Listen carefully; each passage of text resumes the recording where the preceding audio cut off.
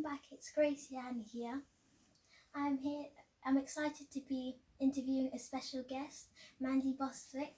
Mandy is a psychotherapist who deals with trauma, and she's been silently working with veterans in the UK and abroad, especially with our veterans in Fiji. Hello, Mandy. Good morning, Gracie. It's lovely to meet you, and thank you for coming to see me. Thank you. Can you tell us a bit about yourself? Yeah, well, just as you said, I'm a psychotherapist and I deal and specialise in trauma, people who have been traumatised. And I have been working in the military arena now for the past sort of 15, 16 years. I work for 3 regiments altogether, but I also work outside of that, seeing veterans who have been traumatised as a result of their service and who need help. How did you get involved with working with the Fijians and the Commonwealth veterans? That was many years ago now. That was early on in my career when I was visiting prisons across the UK and really helping those men that had ended up, veterans who had ended up in the criminal justice service. Many of them as a result of their military service, that they had committed index offences as a result of being traumatised, and when they had hit the court system, it was clear, looking at all the cases that I had, that they had not received any psychological report or any report on their service. So that was really worrying for me. And it was one day when I was actually leaving a prison that I spotted a gentleman in the corner, and I went over to speak to him, and he was a Fijian veteran, and I could see that he had been traumatised. And it was Monday and he was just about to be deported. There was an order to deport him on the Friday. So I quickly worked with the prison officers and the immigration officer at the prison, and we had a meeting. And through the meeting we managed to cancel his deportation order and filled out a right to stay, and we helped him from that moment on. And it was at that point, I think, I started to question what was going on with our Commonwealth soldiers, and why were they being faced with deportation orders. And I started to look more into it and started to find out who was responsible for this and who we needed to talk to. What does your work entail? So my work today still entails going in and out of prisons, but not to a greater degree. My work today involves looking after those men and women who have suffered a traumatic brain injury as a result of their service. Because through my work, I also found out that this was an area where these men and women were not properly being looked after. So that was people who had suffered a blast injury, people who had suffered a knock to the head, a traumatic brain injury, people who were suffering complex PTSD, people with delirium and mefloquine neurotoxicity poisoning, and all of these individuals who literally sit at the top of the trauma tree. These are the individuals that need the most support at all, who are not actually getting any support, and that there are no services today in the UK, specialist services that can properly, accurately assess, diagnose or treat these individuals. So that led me to the Defence Select Committee, who set up an inquiry in 2016 looking at veterans' mental health and military mental health. So I produced a few papers, documents, reports for that group, for the Select Committee, and they raised the issue on the 18th of December in 2018.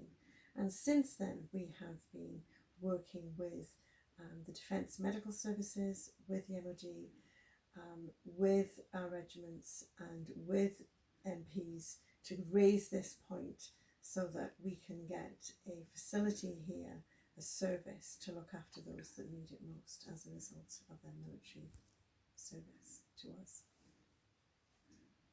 From your professional opinion, and have you been to Fiji, are there any special facilities to treat these veterans?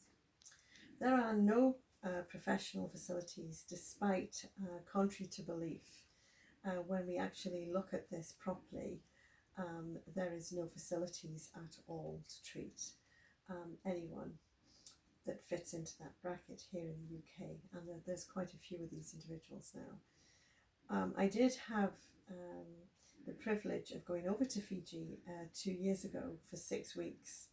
And whilst I was there, actually the head of the military there came to see me and spoke to me about his men and women, and quite a few of them that had been traumatised in different theatres supporting the United Nations, and the fact that they had returned to Fiji and that they had no facilities.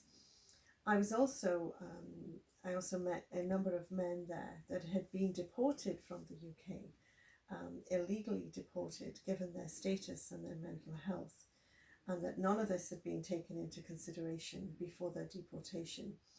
And I was equally shocked to find out how many of them there were. And there is absolutely no facility in Fiji at all, whether you're actually in the military or you're a veteran and you're a Commonwealth veteran and you've been deported back. There is no services at all for these men to be treated in Fiji, which is extremely serious right now. What do you think is responsible for the aftercare of these veterans, and do you think they should return to get treated? That is a really important question, Gracie, and thank you for asking me that question. Well, you see, if our government and our Ministry of Defence fly around the world to different Commonwealth countries and advertise a career in the military and interview these individuals and pay for them to come to this country to be trained in our UK Armed Forces, then they are responsible for them, and they are responsible to them completely. And that includes being responsible when they are injured and when they suffer a trauma injury, that they are responsible for them then as well. And so is our government. And right now, I think through your campaign, you're highlighting this fact and you're educating these individuals. And that is exactly what they need. But they also need to start taking action to do something about it.